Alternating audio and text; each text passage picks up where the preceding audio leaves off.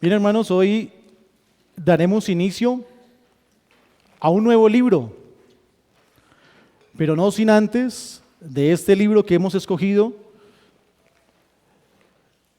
darles el contexto histórico, contexto religioso, quién lo escribió, quiénes eran sus primeros lectores y cuál es el bosquejo general del libro.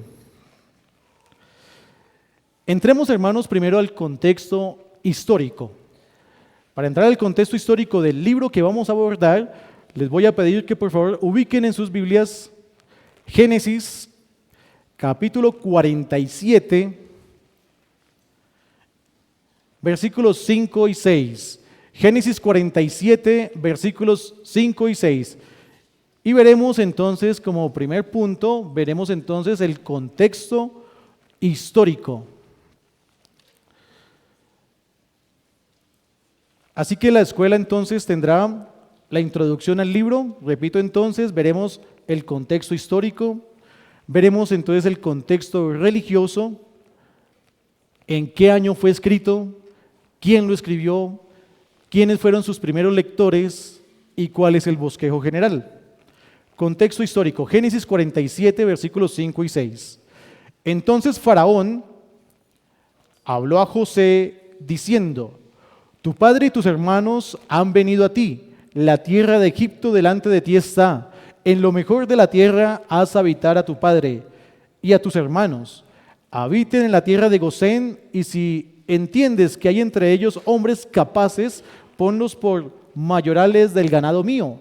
También José introdujo a Jacob su padre y lo presentó delante de Faraón, y Jacob bendijo a Faraón. Noten ustedes que el Faraón era como muy amable con José. ¿Notan ustedes que tiene una amabilidad y una afinidad particular con José? Ahora veamos el siguiente contraste. Ayúdenme, hermanos, por favor, a buscar Éxodo, capítulo 1, versículo 8. Éxodo, capítulo 1, versículo 8. Leo entonces para ustedes una parte nada más. Éxodo 1, 8 dice lo siguiente: que estando la nación de Israel, entonces entró un nuevo rey que no conocía a José. Este nuevo rey que no conocía a José, ¿qué hace entonces con la nación de Israel? La esclaviza. Pero notan ustedes el contraste entre los dos faraones.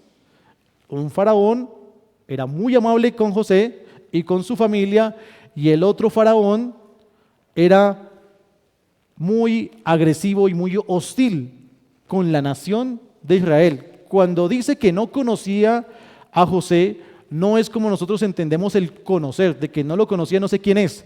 No, él sí sabía quién era. El punto era que no le tenía el más mínimo respeto por las cosas que había hecho José. No le importaba lo que había hecho José. Es más, José tenía que hacerlo así porque como estaba viviendo en Egipto, pues era su parte. Así era como él lo veía. Pero notan ustedes ese contraste, un faraón muy amable y el otro faraón muy hostil. Aquí, hermanos, quisiera que viéramos algo de nuestra historia universal. En el año 1560 antes de Cristo, en Egipto, en la parte norte, había un grupo asiático de origen semita. Era un grupo poderoso en temas de armamento. Ellos empezaron entonces con unas espadas muy particulares que eran curvas en la punta, y lo que hacían ellos era desarrollar armamento, y también tenían ellos caballos y carrozas jaladas con caballos, y dentro de la carroza había un arquero.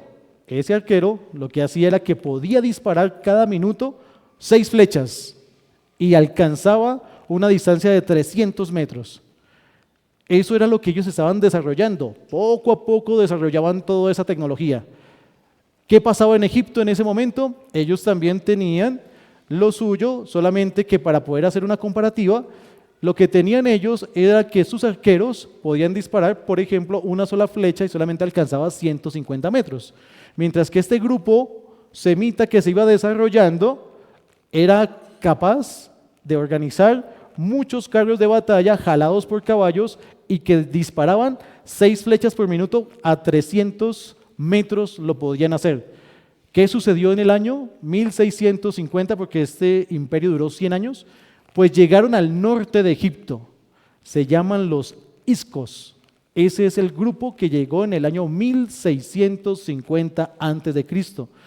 Un grupo semita que conquistó el norte de Egipto desde el delta del río Nilo y lo conquistó hasta la parte baja de Egipto.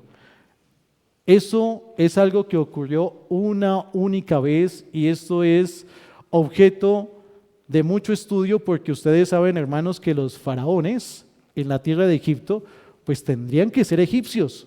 No podría ser un faraón semita, no podría ser un faraón extranjero.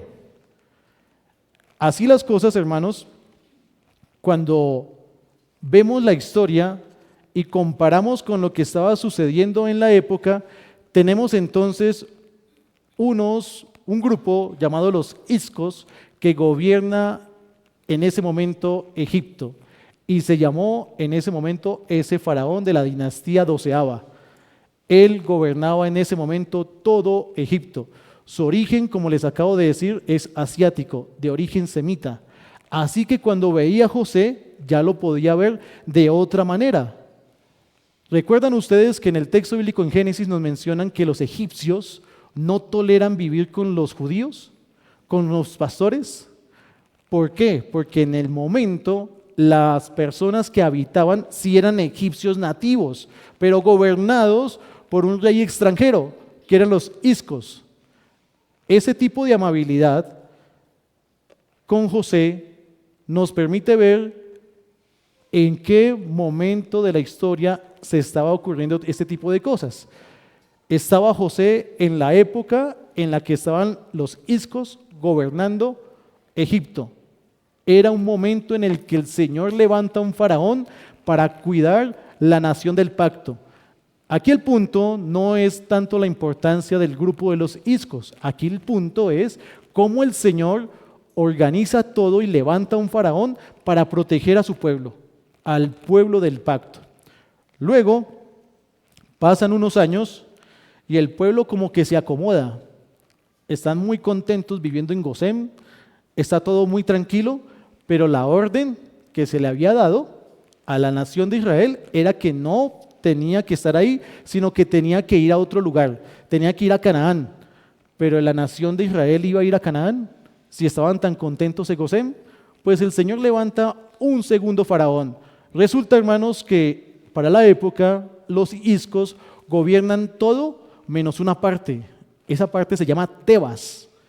Y en esa parte, en Tebas, era donde el anterior faraón que gobernaba todo Egipto era el único lugar que logró salvaguardar. De allí nace entonces un nuevo faraón y se rebela contra los Hicsos. Cuando se rebela, este faraón se llama Amosis I.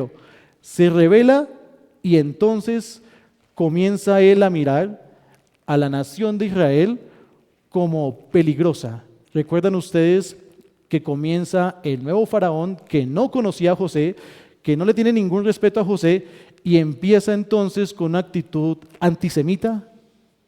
Y comienza ellos a mirar, tenemos que acabar con esa nación judía porque de pronto van y se unen con nuestros enemigos y nos acaban. ¿Cuáles eran los enemigos? Pues los Hicsos, los que ellos acabían de echar. Es decir, otros semitas. Ese era el peligro y esa era la tensión. Eso era lo que se estaba viviendo en el momento. Así las cosas, tenemos entonces el Señor levantando de manera soberana un faraón para proteger la nación de Israel y salvaguardarla y cuidarla durante un tiempo. Y luego levanta otro faraón para poder hacer que su nación ya no se acostumbre mucho a Egipto, sino que más bien sienta la aflicción y ahora sí el deseo de cumplir lo que el Señor les había dicho, ir a Canaán y conquistar Canaán, no quedarse en Gosén. Ahora, ¿en qué año se dio esto? Les pido, hermanos, que por favor me apoyen buscando Primera de Reyes,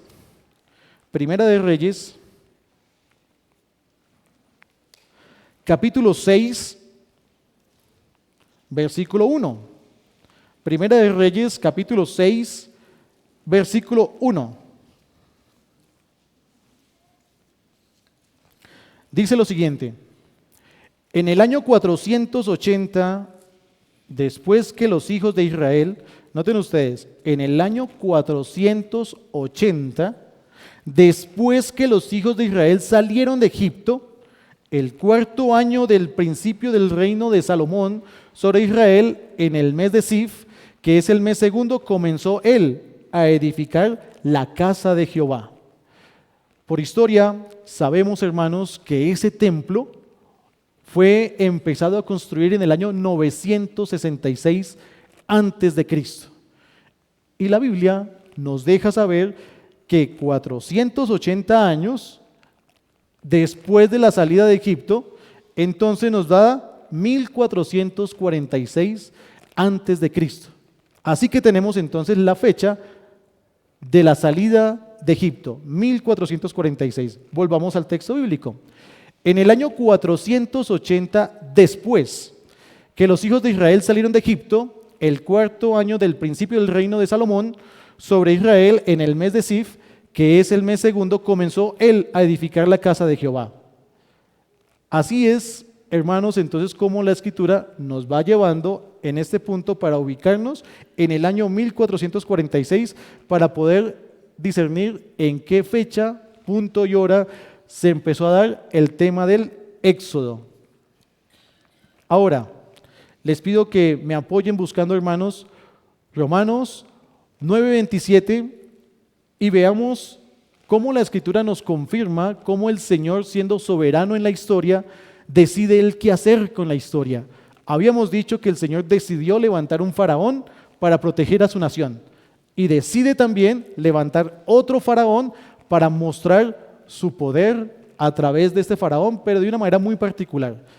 Romanos 9:17 dice lo siguiente: porque la Escritura dice a Faraón, para esto mismo te he levantado, para mostrar en ti mi poder y para que mi nombre sea anunciado por toda la tierra. Así las cosas, hermanos, vemos cómo también el apóstol Pablo ve que el Señor, como dueño y soberano de la historia, Él es el que hace que todas las cosas ocurran. El Señor levanta entonces este faraón con unos propósitos y unos fines particulares. Permítame leer, hermanos, textualmente lo que Arthur Pink dice al respecto. Dice lo siguiente, abro comillas: la comodidad de Israel en Gosén había adormecido su corazón. La aflicción fue el medio divinamente ordenado para despertar en ellos un anhelo por su verdadera herencia. Aún la ira del hombre es amarrada al carruaje de los decretos de Dios. Esto, hermanos, nos permite entonces poder tener una aplicación práctica. Muchas veces encontramos aflicción fuerte en nuestras almas, en donde nos hace reflexionar en que algún momento esa aflicción tendrá que desaparecer. La enfermedad, la muerte, alguna situación que nos afecte el alma para que deseemos con mayor ímpetu y ahínco nuestra verdadera patria, el cielo mismo. Ahora, hermanos, hemos hablado entonces hasta este punto de su contexto histórico. Hablamos entonces de la particularidad de estos dos faraones, uno muy amable con José y su descendencia y otro muy hostil. Y habíamos explicado también qué estaba ocurriendo en la época con los iscos, que eran los que gobernaban en aquella época, era el faraón del momento, que eran de origen semita y organizaban y ordenaban todo lo que ocurría en Egipto en la época en la que estaba José.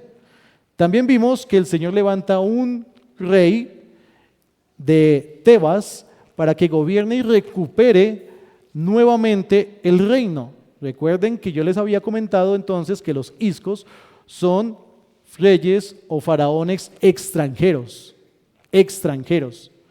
Así entonces, el faraón que estaba en Tebas recupera entonces, para los años 1550, recupera nuevamente el reino. Entonces, el Señor como dueño de la historia, levanta los faraones para sus propósitos y para sus fines. Primero, salvaguardar la nación de Israel y segundo, generando aflicción en la nación de Israel para que vaya y cumpla el propósito al cual fue llamado. Ahora, hermanos, habiendo ya visto esta parte, veamos y también vimos, de paso, vimos la fecha en la que ocurrieron los hechos del Éxodo, que es el libro que vamos a empezar a trabajar, el libro de Éxodo. Más o menos para el año 1440, cuando se empezaron a dar todas estas cosas. Ahora, en la época, ¿qué tecnología tenían? En la época se podía entonces escribir, o el libro fue escrito por Moisés en su momento, por algún material provisto de la piel de los animales para poderlo tener y preservar, pero esto se degradaba con el tiempo. Así que era necesario volverlo a copiar. Y después de que se degradaba o antes de que se degradara, volverlo a copiar. Y así, y así, y así, hasta que llega un momento en el que tenemos en nuestras épocas una impresión en nuestras Biblias que ya no es necesaria volverla a copiar. Pero el Señor permitió, desde el momento en el que fue escrito las Escrituras, de que existieran hombres fieles que copiaran lo mismo del original, lo copiaran en otros escritos, en otros documentos, papel, aunque no existía en ese momento el papel, pero era como para poderles dar a ustedes una ilustración. En realidad eran sacados de la piel de los animales y la tecnología, conforme iba avanzando, iban llegando a los papiros. Conforme la tecnología iba avanzando, iban cogiendo entonces de las plantas, iban uniendo de las plantas las ligaduras que salen de las plantas, entretejiéndolas para empezar a armar otro tipo de tecnología. Y así sucesivamente iban copiando hasta llegar a nuestra época.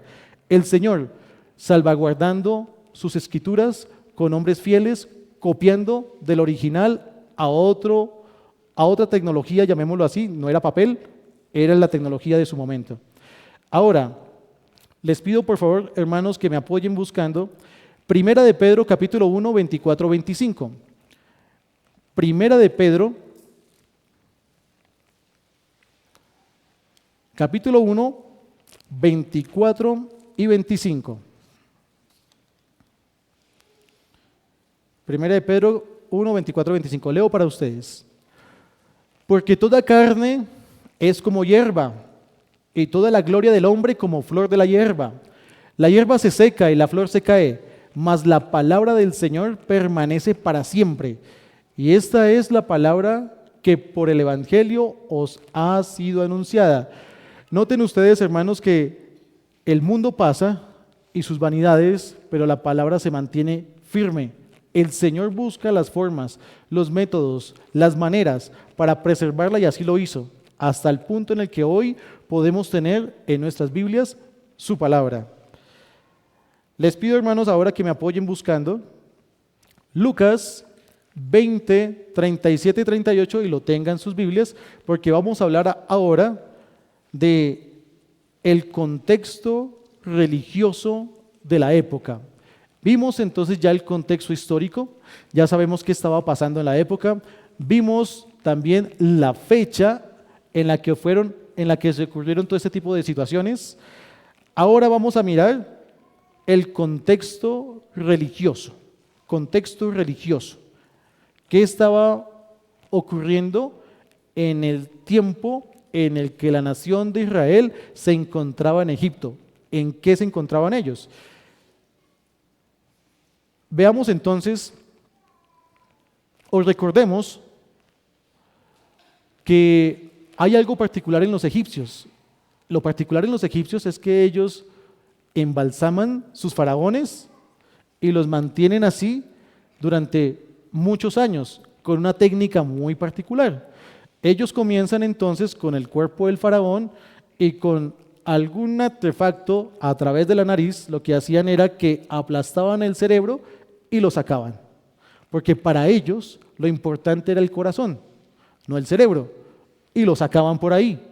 Y después de eso embalsamaban todo el cuerpo y luego los dejaban como momias para poderlo preservar durante todos los siglos. Esto, hermanos, es una cultura de muerte. Ellos tienen mucha afinidad con la muerte, ellos tienen mucha ocupación o preocupación por el tema de la muerte y del más allá, pero lo hacen de esa manera. Tanto así que dejaron un libro que se llama el libro de la muerte. Ellos tenían mucho interés en el tema de la muerte y eso era lo que hacían. Pero en contraste, la nación de Israel no tenía esa afinidad con la muerte. Vámonos por favor, hermanos, a Lucas 20, 37 y 38 y recordemos que para la época, cuando estaban los judíos, los hebreos allí en Egipto, Abraham, Isaac y Jacob ya habían muerto. Pero ¿qué dice la escritura en Lucas 20, 37 y 38? Pero en cuanto a que los muertos han de resucitar, aún Moisés lo enseñó en el pasaje de la zarza, cuando llama al Señor Dios de Abraham, Dios de Isaac y Dios de Jacob. Porque Dios no es Dios de muertos, sino de vivos, pues para Él todos viven. Noten ustedes el gran contraste que hay entonces en la nación, cuando viven en una nación donde le hacen culto a la muerte, mientras que ellos no le hacen ningún culto a la muerte, sino que su religión, por decirlo de alguna manera, es de vida. Porque Dios es Dios de vivos, no le hacen culto a la muerte, sino a la vida. Este tipo de situaciones, hermanos, nos hace pensar en algo. Cuando José le dice al faraón que los familiares de él son pastores, porque eso es abominación para los egipcios, y luego le dice a sus hermanos que le digan al faraón que en efecto ellos son pastores. ¿Para qué? Para que los dejen en la tierra de Gosén. La tierra de Gosén queda en el norte de Egipto, al límite de la tierra de Egipto, colindando entonces o en dirección hacia Canaán, hacia donde tienen que ir, hacia donde se les había dicho desde el principio que tenían que ir. Nunca se les dijo que se acomodaran en Gosén, se les dijo desde el principio que estuvieran ahí, sí, un tiempo, tanto así que José les dijo que cuando salieran de allí, llevaran sus huesos hasta Canaán. Él la tenía clara en el sentido de que jamás se les llamó a que se establecieran en Gosén. Nunca fue ese el mandato. Así las cosas, entonces, tenemos que José, sabiendo la cultura que se vive en Egipto, de esta cultura de muerte y de otros dioses, no quería que se mezclaran y quería mantenerlos separados de todo esto con Egipto. Por eso la nación el sector de Gosén queda en el límite norte de Egipto y no se relacionan, o la idea es no relacionarse con los egipcios. Por ese motivo era que también ellos, aprovechando ese antisemitismo de que no toleran los pastores, no los toleraban, entonces los separan y para él, muy conveniente, los separan Gosén y el resto de Egipto y no se mezclan. ¿Qué hubiese pasado, hermanos, si se mezclaran? Entonces empezarían a haber familias mezcladas, familias entonces con los egipcios, y sería sumamente difícil decirles que tienen que salir de ahí con sus mujeres y sus hijos para Canaán, salir de Egipto. No se les permitía entonces relacionarse con los egipcios de ese tipo familiar, de esa manera. Por eso le tenían fobia, xenofobia, los egipcios a los pastores, algo muy conveniente y muy útil y muy a favor de la nación de Israel. No era posible hacer esas uniones. Ahora, hay otra cosa. Les había dicho a ustedes, hermanos, que hay una particularidad de la nación de Egipto y es que ellos tienen el río Nilo. El río Nilo tiene la particularidad de que fertiliza entonces la tierra a sus alrededores.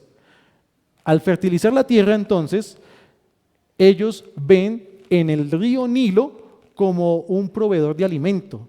¿Y qué terminan ellos haciendo los egipcios? Idolatrando al río Nilo. Por eso el río Nilo para ellos es otro de sus dioses. Y en combinación con lo que el cielo les da, que es el sol también lo idolatran porque es la que les permite que cuando haya sol, más la fertilización de la tierra, haya alimentos, entonces ellos terminan idolatrando al sol y lo llaman Ra, el dios Ra.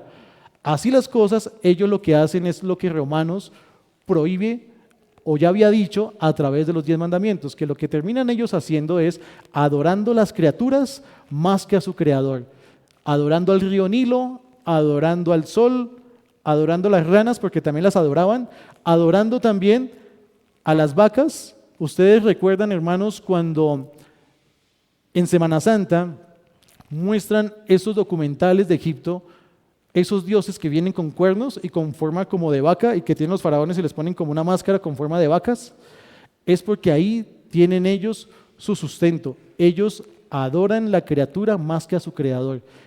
Así que ellos adoran el río Nilo porque les da el alimento, adoran el sol, adoran las vacas, adoran las ranas. Eso es lo que ellos hacen. Esa es la cultura que se vivía allá. Si se hubiesen mezclado y hubieran hecho familias mixtas, hubiese sido muy difícil la salida. Les pido, hermanos, que veamos Josué 24:14 para ver algo, hermanos. Por más de que se alejaron, por más de que el Señor hizo provisión para dejarlos en Gosén, a pesar de eso, se contaminaron. A pesar de eso, ellos también se volvieron idólatras. Josué 24:14. Leo para ustedes.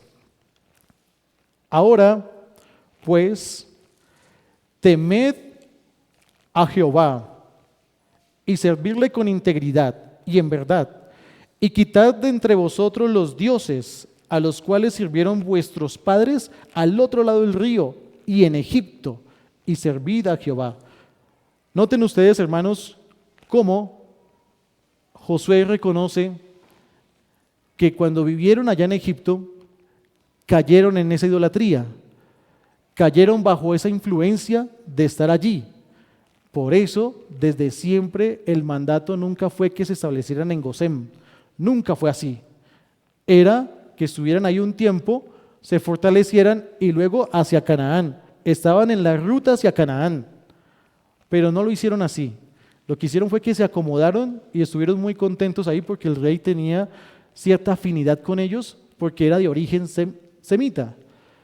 El Señor les levanta un rey malvado desde Tebas, Amosis primero, para que acabe con todo eso, saque los ciscos y ahora los esclavice y ahora sí vayan a desear, ya no quieren estar más en Gosén, sino que ahora sí desean la tierra donde fluye leche y miel.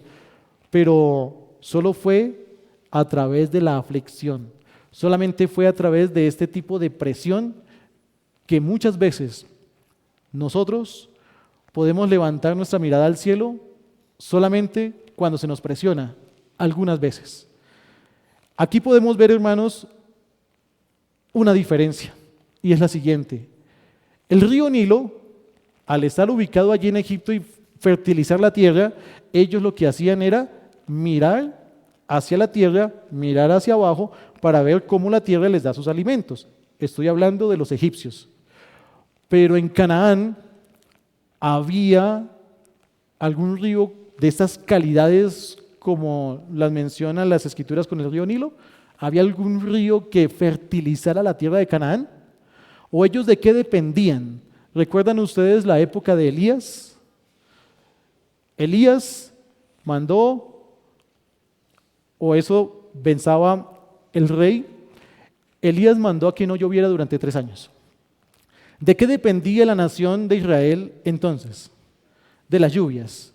Así las cosas dependían ¿de quién? De Dios. Esa es la gran diferencia que había entonces en la tierra de Canaán y en la tierra de Egipto. En la tierra de Egipto dependen entonces ellos de lo que la tierra les dé. Y dependen únicamente de eso y por eso lo idolatraban. Mientras que en Canaán dependen de lo que Dios les dé, las lluvias. Y hacia allá quería entonces llevarlos el Señor. Sigamos avanzando, hermanos. La situación era así, era una situación de idolatría en el momento y esa era la situación en donde vivían los judíos de la época. Pero habría que ver algo más aquí en este punto. Y les pido por favor que ubiquen Números 33, versículo 4. Números 33, versículo 4. Números 33, versículo 4. Voy a leer para ustedes. Mientras enterraban los egipcios a los que Jehová había herido de muerte de entre ellos, a todo primogénito, noten ustedes esto último que dice Números, también había hecho Jehová juicios contra sus dioses. Juicios contra sus dioses. Empecemos. ¿Recuerdan ustedes, hermanos, que ellos idolatraban el río Nilo? Y lo idolatraban porque fertilizaba la tierra y de ahí tenían sus alimentos. ¿Qué hizo el Señor en una de las plagas? Volvió el río Nilo en sangre. Sigamos viendo otra situación. Ellos adoraban al sol, lo adoraban porque el sol les proveía la luz del día y también fertilizaba, ayudaba a fertilizar la tierra y podían tener ellos también sus alimentos. Y lo idolatraban y le llamaban el dios Ra. ¿Qué hizo el Señor con otra de sus plagas? La oscuridad. Y les cubrió su Dios. Ahora, ¿recuerdan ustedes, hermanos, que también el Señor atacó sus ganados? Y ellos tenían unos dioses con forma de vacas y de bueyes y todo esto, y el Señor atacó sus ganados. Es como diciéndoles el Señor a toda la nación de Israel: yo soy el Señor, no hay Dios fuera de mí. Yo soy el único Señor. Poniendo entonces orden a todos la nación de Israel, para que otra vez volvieran sus ojos al Señor y salieran de Egipto. El Señor entonces hace un juicio contra los dioses de Egipto. En su momento lo iremos a ver, pero en el contexto, para que ustedes puedan ver el libro hacia dónde está apuntando, el libro está apuntando a que el protagonista aquí es el Señor. No son los ciscos, no es Amosis primero, sino el Señor es el protagonista en este libro, quien hace todas las cosas. Adicionalmente, cuando veamos en su momento, tendremos que repasar entonces las plagas y cómo el Señor manifiesta su poder sobre cualquier otra cosa que se haga llamar Dios. Por último, hermanos, vamos a mirar cuál es el bosquejo del libro del Éxodo. Les pido, hermanos, que por favor busquemos Éxodo 15, versículo 13. Éxodo 15, versículo 13.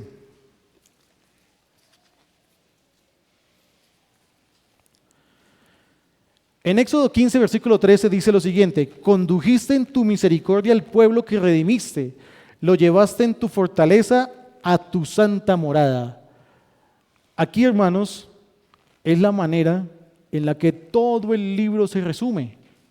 Condujiste en tu misericordia al pueblo que redimiste, lo llevaste en tu fortaleza a tu santa morada. Aquí, hermanos, debemos ver esto de la siguiente manera. Cuando arranca el libro de Éxodo, arranca entonces anunciando que llegó otro rey y los esclavizó. Otro rey y los esclaviza. Así las cosas, los niños que nacen como Moisés, en esta esclavitud, los niños nacen en una esclavitud en donde no saben ni qué es la libertad, porque ya nacen en esclavitud. Hagan de cuenta, hermanos, como si se tuviera una época de cautiverio en donde se tienen las familias en cárceles y nacen los niños. Los niños ya nacen en esa característica de cautiverio. Ellos no tienen ni idea qué es la libertad, no saben nada de eso, ni tampoco pueden ellos hacer algo por su libertad. Es más, no saben ni siquiera que están esclavos porque nacieron en esa condición, no conocen qué es la libertad. Así las cosas, hermanos, el primer punto que se va a tratar en el libro de Éxodo es la necesidad de la redención. La necesidad de la redención. El hombre no solamente no puede liberarse, sino que ni siquiera sabe qué es la libertad. El hombre por sí mismo está en una situación desesperada. Eso es lo que nos muestra los primeros capítulos de Éxodo. Veamos, hermanos, el siguiente punto. El poder, el carácter de la redención. Esto lo vamos a ver, hermanos, desde los capítulos 12 al 18. El carácter de la redención. El carácter de la redención. En el carácter de la redención tenemos entonces que en el libro de Éxodo nos va a hablar que el carácter de la redención tiene dos aristas. La primera, el poder de la liberación a través de la sangre. Esto lo veremos con todos los sacrificios en conexión con lo que ya habíamos visto en Hebreos. Y el segundo es a través de su poder. ¿Por qué por sangre? Porque todo pecado tiene que ser castigado y merece el castigo. De lo contrario, la justicia de Dios se vería manchada. No es posible ningún perdón de pecados sin sangre. El siguiente punto que veremos en su momento será el deber de los redimidos. El deber de los redimidos. Aquí es como una cadena. Primero tenemos una situación desesperada del hombre, luego viene Dios y lo liberta, y luego que viene Dios y libera al hombre, lo libera para algo, para que haga algo. El deber de los redimidos, cuando un hombre es rescatado de la prisión y es hecho libre, no es para que sea libre para que siga delinquiendo. Al contrario, se le hace libre, se saca de Egipto para que vaya al desierto a adorar a Dios, no para que siga delinquiendo. Ese es el punto al que queremos llegar. Y por último, hermanos, la provisión para los redimidos, y los veremos entre los capítulos 25 y 40, la provisión para los redimidos. Aquí, hermanos, veremos en su momento cómo el Señor provee entonces el tabernáculo, lo pone en el centro de la nación y lo pone en el centro con sumos sacerdotes y con una legislación que lo que hace es que la nación viva en orden, pero también coloca una ley ceremonial. ¿Para qué? Porque sabe el Señor de que ellos no pueden cumplir de manera perfecta los mandamientos y entonces provee así el tabernáculo, un sacerdocio y unos sacrificios para que el pecado sea cubierto, no perdonado, cubierto, apuntando entonces a un único sacrificio que se haría en el futuro, que sí quitaría el pecado del mundo. Bien, hermanos, vamos a dejar hasta aquí y en su momento comenzaremos entonces con el capítulo 1 de Éxodo. Les pido por favor que me acompañen en una breve oración. Padre eterno, te agradecemos, Señor, el que nos hayas permitido estar aquí en este lugar. Gracias por los recursos que nos das, por la salud que tú nos provees, para que podamos atender en este día del Señor, que es para nuestro bien, que es para nuestro beneficio y para alimento de nuestras almas. Agradecemos, Señor, cada oportunidad que nos das para la lectura y el estudio de las Escrituras. Gracias te damos a ti, Señor, y te rogamos que nos acompañes siempre, nos asistas siempre durante todo este día, para que podamos tomar el mayor provecho del estudio de tu palabra, de la atención del sermón. Gracias a ti, Padre, te damos en el nombre de Jesús. Amén.